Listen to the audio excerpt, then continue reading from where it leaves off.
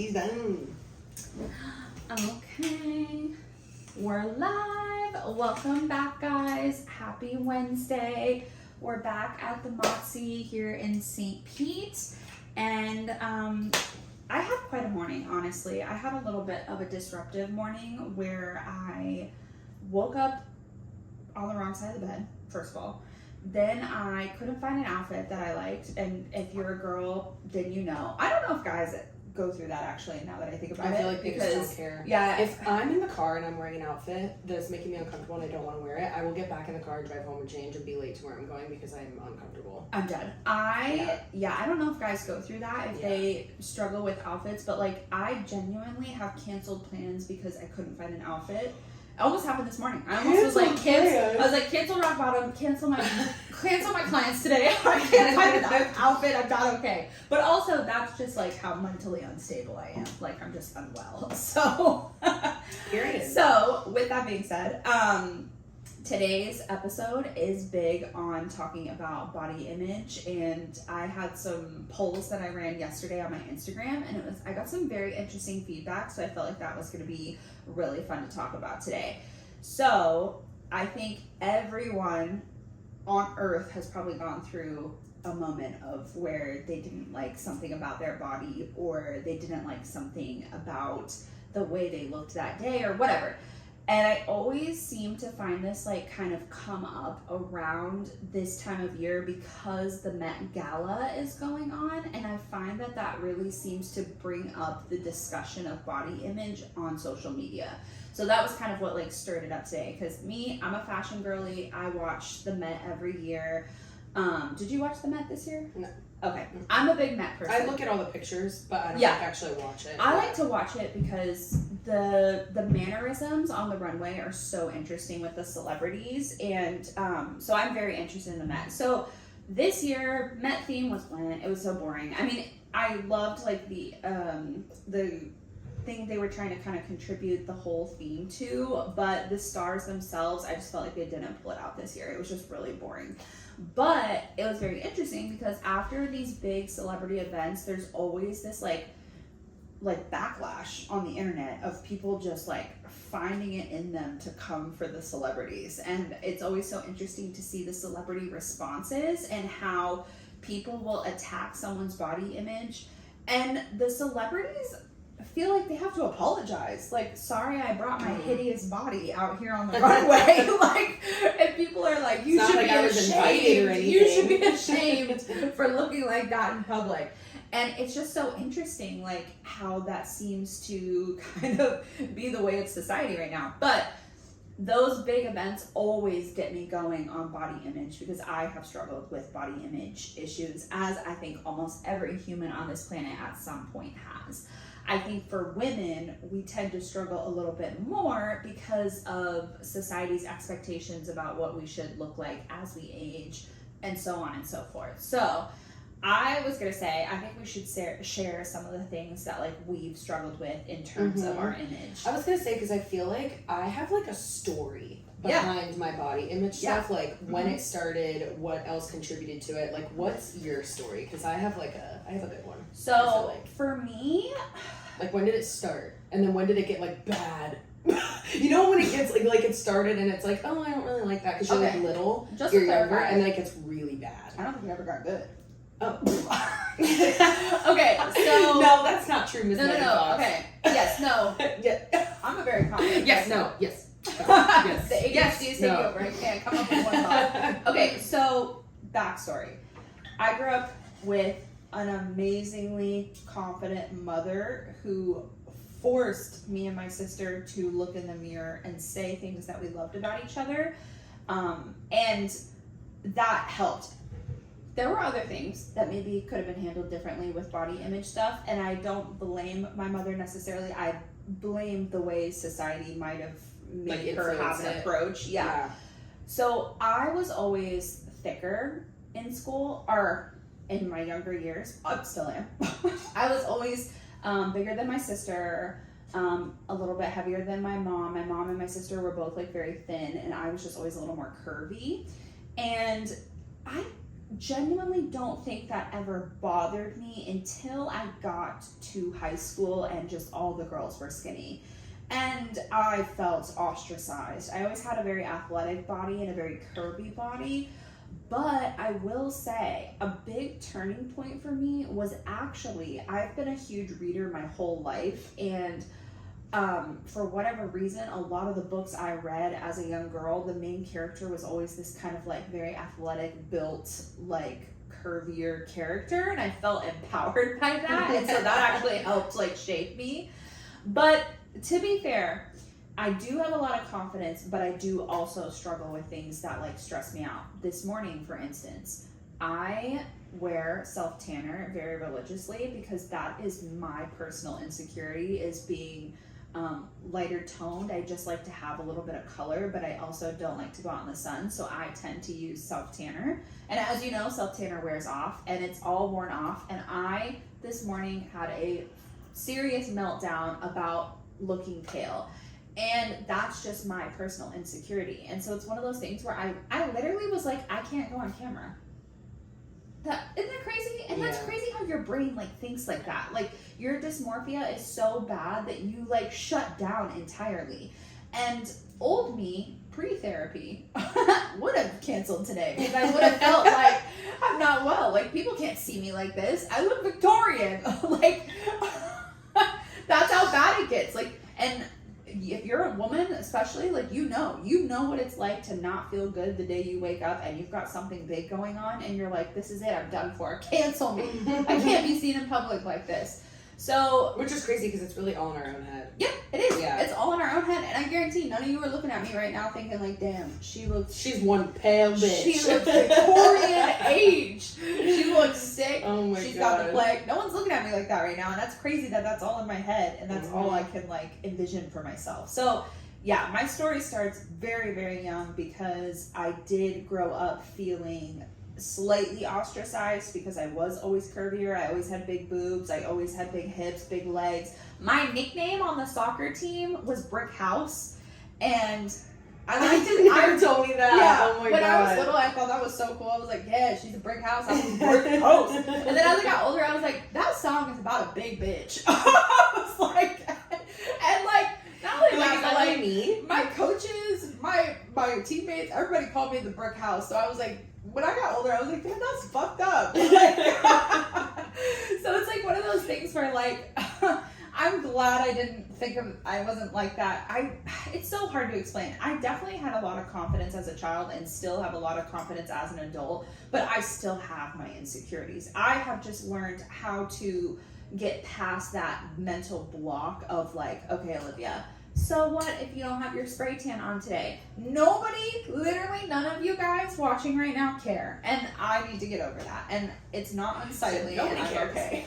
Okay, so now tell me your backstory with like where things kind of started for you with like struggling with body image. So I didn't really have it that bad when I was younger. Like I think my mom went through her fair share of like dealing with body stuff. Yeah. And I think I've talked about this before, but my mom's mom, my granny, she is just like very fab. Like she's very fab. Yeah. Like she's incredible. Yeah, she has this teeny little waist. Like she has had like 3 facelifts. Like she literally is 83, but she looks like she's 65. Like she looks incredible. Mm-hmm. And so I think that was always something that like my mom kind of dealt with, like from her with like body image stuff. Same with my mom and her mom. Yeah. So I think my mom, also being a therapist, never really wanted to like put that onto me. Yeah. So when I was younger and like I would say things like, oh, like I feel so fat, but like I felt like that because the girls that were around me were literally like, honestly, to be completely honest with you, almost the same size as me. I just had a different build. Yeah. Like I just always had boobs and I always had a butt and I always had like a little like tummy right at the bottom, but it wasn't like I was standing next to them and I looked like a massive person next to them. It was literally just like my body was shaped different than theirs, and like, they were like a quick point to that, it is so crazy how like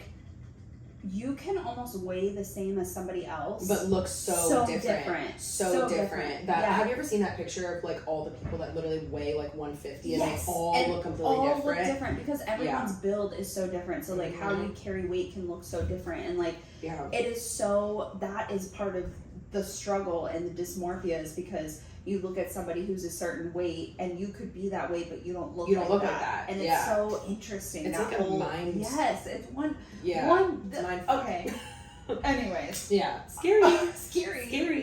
But yeah, so it started for me when I was more like in middle school, but then like I kind of got over it because I went into high school, and that's when I kind of started like my like younger awkward teenage body started to grow into my adult body. So like my body then actually became like the trend, which is like kind of hourglass figure, bigger boobs, bigger butt, you know what I mean? Like it kind of became it. So I was super confident for a while. Then I got into a relationship. And I was like, actually, if you know, you know. If you know, you know. Yeah, I'm not talking bad. I'm not saying anything bad. I'm just saying this is what I went through. Mm-hmm. We would talk, and I remember this person I was with at the time actually told me, he was like, you know, you could gain like a little weight, like if you wanted to. And I was like, oh, all right, well, then I'm just gonna eat whatever the fuck I want. Like I don't care, you know. And so I did. I gained weight, and I was like, I hate this. Like, I was like, I don't like this anymore. Like, I feel like shit. So I went on this crazy diet. If you know, you know, it's called Noom. Terrible. It literally separated foods into green, yellow, and red. And literally every single food that you could think of in the world is a red food. Only things that were green foods would be like fruits and vegetables. Yellow foods was like chicken, turkey, beans, like rice, whole wheat food. So like it had to be 100% whole wheat. So like literally anything you could think of was a red food. Like olive oil, which is great for you, red food. Yeah. So I was only allotted 1,200 calories a day, and I was only allotted 300 calories per day of the red food. So if you think about that, if I'm eating a salad and I put a tablespoon of olive oil on it, that's already half of my red food's gone. So I was literally only eating fruits and vegetables and like deli turkey that was like fat-free and sodium-free. And like, let's be clear here. Fad diets have been around forever since the beginning of time. Mm-hmm. I firmly believe that cave women were also like, okay, I'm only going to eat one berry this week. And like, diets have been around forever, and it's so interesting to me because I'm watching this new generation, your generation, grow up in these diets that are like in these apps and like all this stuff. Yeah. And like my generation didn't have that, but we had the diets. Yeah. But it's so funny because they were marketed differently because there wasn't the technology back then. It was a book that you bought. I remember in high school my mom buying the South Beach Diet book. If you know that book, I'm gonna sue them because that book is giving me girls with like the cranberry juice. Yes. Like, and then there was like the keto diets and all that. That was like a big trend right at the end of college for me. And then we segued from the keto diet was the last diet that was like, I call it the paper diet because after that it just went like technology. Yeah. And I know which app you're talking about. Yeah. And it's like, you know, you have the Weight Watchers app, the Noom app, all these other apps that are like genuinely, honestly, very unhealthy. Because it's so bad. It's so unhealthy. Well, because that was also part of the problem. So like I got a little too hyperfixated with it because I will say Noom does offer you a personal coach that you get with when you pay for it. I did not utilize it, and I also did not utilize the readings that you're supposed to do about it because I got so fixated on like the calorie count of it. And so what they would do is if you went and worked out, they would give you half of the calories that you burned back. So I would purposefully like try to burn anywhere from like 500 to 800 calories, but still only eat like 1,200 calories. So I was losing my hair. So bad. I was losing my hair. I was dizzy all the time. You weren't fueling your body. No, not at all. I was literally eating bell peppers. Yeah. I was literally eating, like for I love dessert. Bell pepper, but oh no, for dessert at night, if I was like wanted like a little something, then on top of it, I was drinking this tea that makes you like every night. So I was like not eating, doing the stair stepper for 45 minutes every single day, like 5 days a week, and then drinking this tea that would like literally make it go. Yeah. So I was like, I lost 30 pounds in 40 days. It was like a pound a day that I was losing. That's my mom was like genuinely scared for me. She was like, "Oh, are you okay?" And I was like, "No, but I feel great and I look great," so I didn't care. Yeah.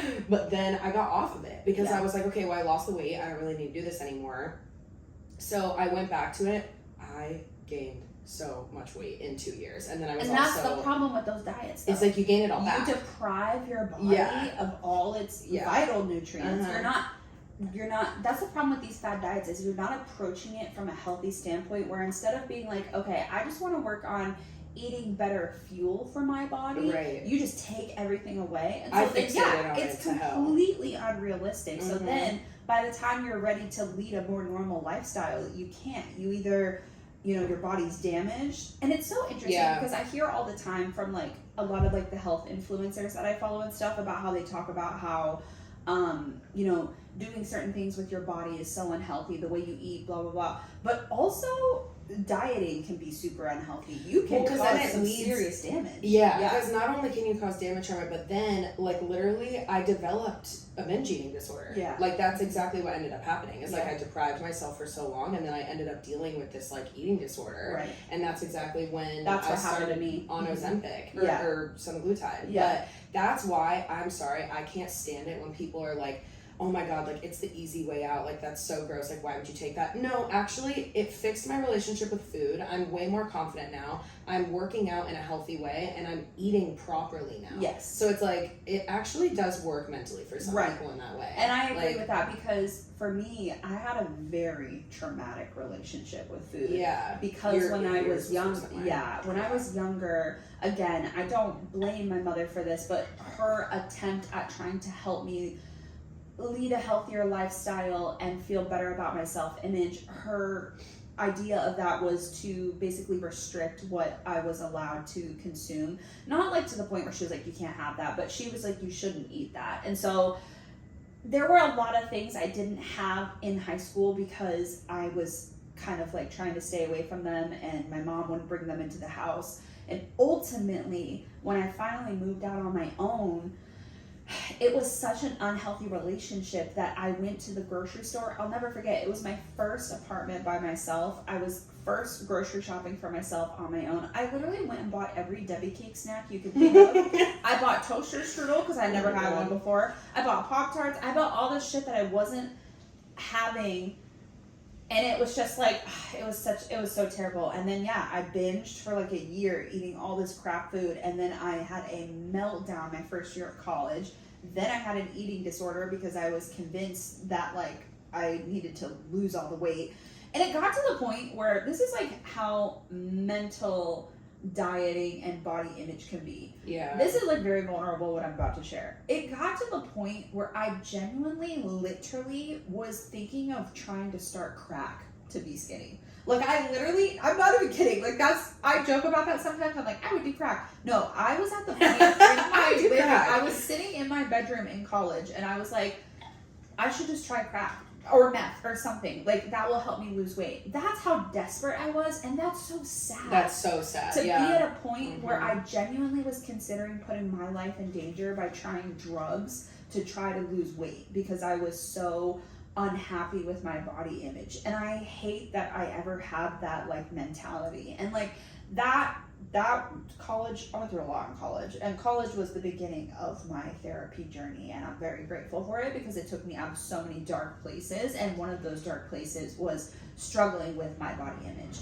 And about that time was the day and age of social media. Yeah. Because you had social media. And that's what kickstarted it. Well, so even though I did, I will say my parents did not let me use it. So like I didn't get on any social media platforms until I was 15. Yeah. So like I wasn't exposed to it until later because my parents are both therapists and they were like, absolutely not. Yeah, I mean, it all started MySpace, to be honest, yeah. I think, you know, and it's just like it's so hard to explain, but I genuinely remember like when Instagram filters started coming out and you could make your face look slimmer and your lips look bigger and all these things that you like modify suddenly, your body. Yeah, you suddenly were like addicted to wanting to look like. And I look back at some of those old filters because I'm like, there's no way we thought that looked good because those filters were bad back then. Remember the one that they're incredible. The one on the outside where it's like super dark and dusty, but then it's like a spotlight right in the middle. Do you remember that one? There's always those, terrible. And then the ones where like, you know, it would like pull your eyes a little bit, so you had like the fox eye look and the super snatched face, and like, it was such an unhealthy age. And to have been a girl that was in the midst of struggling with my growing body as a woman, that was a really hard time for social media to suddenly be introduced, because suddenly now I was already unhappy with how my body was, and now I'm like mad unhappy with how like all of this is, like my face, everything. So it's so interesting because now we live in a time where we kind of see the opposite effect. So for the Met Gala, for instance, all the celebrities, they're all glammed up, they look incredible. Outfits a little boring this year, just a little dusty. There was a couple great ones, but I was like, Zendaya, I love her, and she looked incredible, but it was the Met. I just wanted more, you know what I mean? I also wanted a performance. I love a performance on the runway. That sounded like your mom just now, I don't know why. It was just such a Michelle statement. I just wanted more. I just wanted more. So it's one of those things where, like, the celebrities look glam. I can't tell. I genuinely think there might be a filter when they're getting interviewed, like, right there. But it's so interesting because always the next day, all the photos come out of, like, the super zoomed in photos. And I saw this one collage on TikTok where it was, like, a carousel, like a bunch of slides of all the celebrities with their realistic skin texture. And it was just so interesting because, like, you do forget that they have the same issues we have. You forget that they have acne. And Kendall Jenner. Yes, acne. Mm-hmm. She has acne. We see it all the time. Mm-hmm. And, like, there was a photo of Lorde, and I didn't realize how intense her acne scarring was. Oh, really? And it was very noticeable in this photo. And it's so interesting because she literally, like, made a comment, like, feeling the need to, like, apologize for that. And I just feel... She talked about it? Yeah, people were, like, going ham on it. And Lizzo... Oh, my God. I'm not a fan of Lizzo because she said some things a while back that were not very nice to people that she worked with. But she's an example of somebody who lost all this weight, and, like, people are just coming for her for it. And it's so interesting because it doesn't matter if you're heavy or skinny, like, people just got people are still gonna come for you. So at the end of the day, what you think of yourself is what is important. Mm-hmm. And, like, that is what I finally had to get over as I was going through this, like, body dysmorphia problem in my college years, was like, Olivia, at the end of the day, all that matters is what you think of yourself and how you vision yourself. And it's, like, so interesting how, like, this celebrity, like, drama on social media brings it up. And, like, I look at, like, Khloe Kardashian. Do you remember, it was, like, a couple of years ago, she had with that crazy skin cancer. Yeah. She had this, like, crazy skin cancer thing. They had to remove, like, a massive chunk of her face. I think it was melanoma. Yeah. Mm-hmm. And for a while, she wouldn't talk about it, and you could see her being photographed with bandages, and then finally just people were bringing it up so much that she felt the need to address what was going on. And I think it's just crazy that there's just, like there was this half of the world that wanted her to be open and honest about it and show us the ugly side of it, and then the other half of the world that was like, no, hide it away, like, we expect you to look a certain way because you're a celebrity. Well, you know what they do on the show? So when they're on the show, they definitely didn't used to be able to do this because I don't think they could. But if you look really closely, even on some of the housewives, if you look in during their interview, like, parts where, like, they sit and talk about things, like, in between the little snippets or whatever, they literally blur their faces so you can't see their wrinkles. Like, 100%. If you watch the Kardashians and watch their interview sections in between the show, Kris Jenner, you can literally see Kris Jenner. She looks that no, way. No, there's literally not it's impossible. Not, like, it's Could you imagine impossible. If you guys were tuning in and you could, like, tell there was a filter on my face? Like, how would you feel imagine about we were just, like, blurred now, and, like, you could only see, like... Yeah, it would be so weird. It just feels so unauthentic. But it's interesting because I'm going to bring this up because I ran a poll yesterday on my Instagram, and you guys had some pretty interesting feedback on these opinions. So one of the questions I said, do you think social media affects your body image? 76% of you said yes. 11% of you said it has in the past but not anymore. 14% of you said depends on the day, and 0% said that they do not feel affected by their body image on social media. And that is, because this was, like, hundreds of people that voted on this poll that I posted on my socials, and it was, like, really sad to see that 0% said, like, no, not at all. Yeah. And, like, everyone, that just goes to show you that just about everyone has had a moment on social media where they've either doubted something about themselves because of what they saw, or have felt down about how they look because of social media. And that to me, that's a bummer, because yeah, that's sad. A big part of it is how social media started, which I feel like social media started unauthentically because of filters being introduced and everything. I remember on Instagram you used to be able to put like these crazy filters on, and you could like pull up the contrast so the photo looked all crazy. I think that's where things started. I mean, unfortunately, we didn't start from like an authentic standpoint. So yeah, the expectations only grew from there, and people only became more obsessed with filters and Photoshop. And what's the one that everyone uses? Facetune or whatever. Now you have to like pay for that one monthly. As you should. Yeah, you literally, I think you have to pay for it. If you are gonna alter the old way you one, look, you can have to pay for it. Yeah. You should have to pay for it. Shame. No shame. Kidding. Feel the need, it's not the shame. I think I'm more sad for you if you feel the need that you have to alter that. You were the person that actually made me stop using filters. Yeah. Yeah, because when I first, she she was like, delete that. Yeah. Delete it.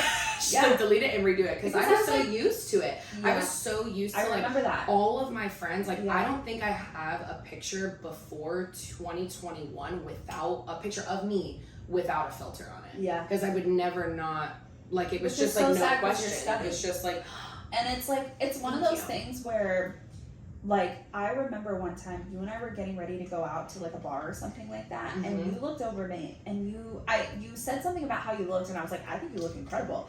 And you were like, oh my God, this is why I love getting ready with you. And I was like, oh, what do you mean? And you were like, well, like, when I get ready with like all my friends, like a lot of the times we all stand in front of the mirror and tear down how we look. No, that's exactly what we used to do. And I was like shocked by that. No, yeah, because every single time, and honestly, we all still do it. Like, and I don't anymore because I know better than that. But also, like, I literally, even still, like, we'll stand in front of the mirror and just be like, okay, well, I look fat in this. I'm not gonna wear this. And it's literally just because I'm used to it. Like, it's just how. Yeah. Mm-hmm. I think also, I mean, shout out to Michelle. I grew up with a, like, they're jealous of you mom. She was the mom that, like, I would walk down the stairs. Now, granted, don't get me wrong, my mom was very honest as a child. There were very vivid moments. I specifically remember this one outfit I was gonna wear. It was like this pink, crazy blazer top, whatever. I had the whole outfit. I came down. I felt myself. She literally was like, that looks dumb. Go upstairs and change. And I was like, okay. And no, she never, ever made me feel ugly because I knew I was beautiful. My mom always made my sister and I know that we were beautiful, and maybe even a little too much. But she was one to tell me when my outfit looked stupid. And hey, I appreciate that. She stopped me from looking like a fool a couple times. But my mom was always the one that was like, those girls don't like you because they're jealous of you. You're stunning. That's why they don't like you. So I always had, like, that's why sometimes I'm always like, Megan Fox is here. Okay. She looks in the mirror. Oh my God, who's that lady? It's just so crazy. It's so crazy how society shapes that. And when you told me that, I remember being so, like, shocked because, don't get me wrong, I had friends that also, like, felt like the need to tear themselves down when they looked in the mirror. Yeah. But I remember when I hired you, and I remember telling you, stop using filters on your face. No, you literally did. Yeah. But I was also, like, shocked. I was like, what do you mean you don't use filters? Like, it wasn't even something in my brain that I was like, oh yeah, she's right. Like, I just overuse these. I genuinely was confused. I was like, you don't? Like, who doesn't? Yeah. But I feel like, honestly, though, I will say now, I feel like people do use filters less. Yeah. Oh, yeah. I feel like I do see that. It's like trendy to be authentic. It's definitely trendy. And that's what I love. Like, I don't even use, like light altering filters. Like, I use no filters on anything. I love posting, like, the OG. And don't get me wrong. There is sometimes where, like, I have this one app where it, like, creates, like, a vintage look on your photo. And I always think that looks so cool. And that's more just like an aesthetic thing. But yes, face and body altering. Like the ones that like put little like extra lips on you, or the one that like puts extra eyelashes. Like those were the ones I used to use. Like they would make you a little bit more tan. They would lift your cheekbones up. Like they made your nose. There was this one filter, and it's still in my phone because I'm so obsessed with it. But it literally, I have not used it in forever. But it makes this top lip like just look so juicy and plump, and it takes your nose and goes meow, and it just like slims it out a little bit, and you just look so snatched. Crazy, but it's terrible. Like, I love that. So like I would never want my daughter to like be like look at that and be like, that's what I need to look like. Like I literally, the first time I got lip filler, I took a picture of me with that filter on and showed it to Mandy. Yeah. And I was like, this is what I want to look like. Like, that's crazy. No, and that's people crazy. have done that. People have done that for skin too. Mm-hmm. I've had clients who have had photos of themselves with like a blurring filter so that you can't see any of their pores or anything, and they're like, I want my skin to look like this. Yeah. That's unachievable. Like, first of all, we can't remove your That's pores. You won't live. So it's like one of those things where like, there comes a point where there's like fun, like it's fun to use a filter, but then there comes a point where you've mentally altered your brain chemistry to believe that that's how you want to look. Yeah. And that's where it becomes an unhealthy standpoint. Mm-hmm. And that's where like I feel bad for celebrities, because I'm sure celebrities become used to seeing themselves in magazines with like an airbrush filter or whatever on, and then like seeing themselves, I mean, that has to be so crazy, like mentally dealing with that regularly. Have you ever seen like a magazine editor post on Instagram? Yeah. Have you ever Oh seen yeah. that? The things and they take the little thing and I'll they like never forget. chisel the jawline, Do you do want to weird hear shit. the craziest one I watched this YouTube video of this girl who is a Photoshop editor for the Victoria's Secret models. She was talking to me, and this made me feel so much better. I'm hairy. It's just what it is. I'm Mexican. We be hairy. It be like that. I used to feel so fucking self-conscious if I didn't shave down to the fucking muscle. I swear to God. I was always shaving. Take your damn skin off. Yes. And like, I remember this lady told everyone, she was like, the craziest thing about the Victoria's Secret models, half of them are full bush when they show up for the photo shoot. That's actually and crazy. Don't shave or anything, and her job is to just edit the hair out. My mind was literally blown. And I kid you not, since then, there have been a couple times where I go to the beach and I'm like, you know what? I haven't shaved my bikini line. I'm fucking fine. It's okay. Who's staring at it? Like, it's just crazy. Fine. It's so weird how, like, that helped me. Because for years, I thought that was just like, damn, how did they get such a smooth bikini area? How are their underarms so perfect? And when she showed the before and afters of some of the ones that she did, and I'm talking full 70s bush coming outside of this lady's bikini, and the lady showed how she edited it to be smooth as butter. I literally was like, like I was like, mind blown. beat me up. I'm like, nothing's real. Nothing's real. No. And it was crazy. And that was a big turning point for me to realize, like, okay, like you can have imperfections. And like, why aren't we like normalizing that in the photos and stuff? But you know, I don't know that we'll ever get normalized photos like that. But okay, lastly was one other question I asked on my Instagram, and this was very interesting. So I was talking about how plastic surgery, do you think it should be more openly discussed? And I've had plastic surgery. I don't know what you consider plastic surgery, but I have had breast surgery. And then I've also had facial, like reconstruction with injections. So I'm very open about that. For my face? No, no. for your face. 100% will though. I'm not against it. I love plastic surgery. And I don't think that's a body dysmorphia thing. I just personally, I don't see anything wrong with it. If you want to stay natural, love that for you. If you want to do some surgeries, that's fine also. I think there's a fine line between obsessing over surgeries and getting too many versus like, you know, a couple surgeries here and there. I'm in the middle. I'm about it. But I have had breast reduction, and that was a big surgery. And then I did have lipo on my rib cage during the breast reconstruction surgery. And some of you guys said, I said, do you think plastic surgery should be more openly discussed? 58% people said, I think it's important to talk about it openly, which I agree. 31% of you said, it depends on the situation. I also agree with that, because there may be some things that you've had done surgically that you don't want people to know. Yeah, and that's okay. That's also okay. Mm-hmm. And then 12% of you said, I don't think it's that big of a deal, to be honest, which I can agree with in one. Let me give you an example. The reason I feel like plastic surgery should be talked about or disclosed is when it's used as a marketing tactic. And I will use the example of someone in our industry right now who has a very big influence on our industry, recently posted some before and afters of like when she was younger to today, and did not talk about the surgeries that she has had, that I do know she has had from first accounts. And it's one of those things where I do feel like that is not fair, because your brand is your image. And if I was telling you guys like, I've never had Botox and I've never had fillers, that is a bold-faced lie, and that's false advertising. Mm-hmm. And that, I think, is where it should be disclosed, is when you are using your image for your brand. And that's also just going to hurt you more in the end. Yeah. If you're lying about it. Because 100%. if you're promising people this look of what you have, Yeah. like all of your skincare Yes. or whatever products you're trying to sell, they're never going to get those results because Absolutely. they're not going to do exactly what you had done in the Right. past. So, And I'm very open with new clients, because I have a lot of new clients that come in. They're like, I want to focus on anti-aging. I want to get rid of my wrinkles. I always start by asking, are you open to injectables? If not, that's fine. We can still work on things topically. But I always have that discussion about realistic expectations if you're not going to use injectables. And I'm very honest. I tell my clients, I'm like, look at me. I've had filler. I've had Botox. This can look very natural and normal. And a lot of them are like, oh my God, I would have never have known. Because you can have injectables and still look very natural. Shout out to my injector, Mandy, because she has always done an amazing job. And so you can have a natural look, but I do feel like it should still be disclosed. And it's not that I don't even know who you're talking about right now.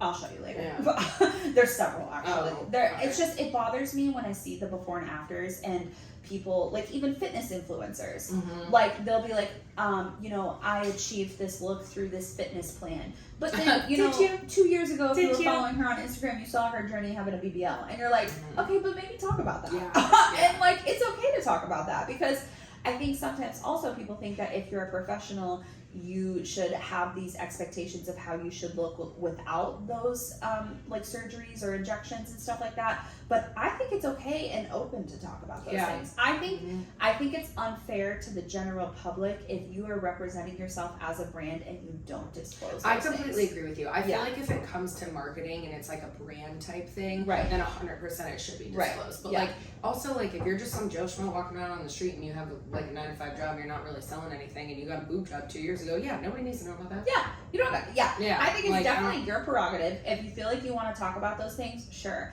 I think the only thing I have a problem with is somebody who tries to deny it. Yeah. Like, don't there, lie about like, it. didn't Kim Kardashian try to say for a while? She said that she's never had Botox or filler. I feel bad for There her, was one exactly. interview that she did that she said that, and I literally was like, oh no. But then in the next interview, she literally said that she That's would not do good. anything to stay young forever, and if it involved putting poop on her face, she would do it. She did not say She that. did. That was like a whole big controversy thing, because Ooh. everybody was like, how are you going to say that but then say you never had Botox? or Yeah. So it's one of those things where, like, I think certain things should be like out there in the open, because you are creating unrealistic expectation for people who look up to you, or people who are buying your brand, or people who are purchasing something that you influence. I think you should be very fair about that. Like if you have had some sort of altering surgery, and you can also say like, hey, yeah, I lost this weight, but I also was on semaglutide or something like that. Like you and I have been super open. Yeah, all my clients that come in, like, and I honestly, most of them already knew.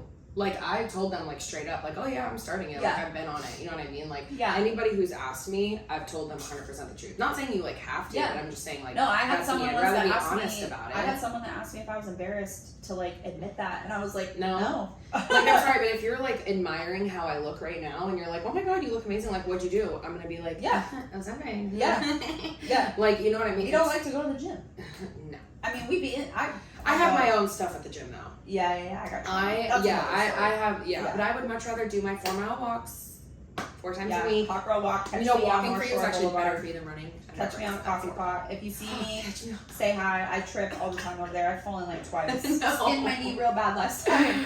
If you see me out there, say hi. God. But that is today's episode, guys. Body dysmorphia. What a good one today. That was a good episode. Yeah. It's Love unfortunate that. that it's out there, but you know what? Make sure you tell your friend that they look fucking stunning. Yeah. Tell yourself that you look incredible. Wake up in the morning, start your day by reminding yourself that you are beautiful. If you want to get surgeries, cool. If you don't, that's also cool. Either way, just love yourself and love your neighbor. Signing out. If you think affirmations are stupid, do them. Unless you're Katy Perry going to space, I still have a problem Oh with my her. God, you've been stuck on this for like 4 weeks now. I gotta email her. I gotta email her. Bye, guys. Email her is crazy. Oh my God. Okay.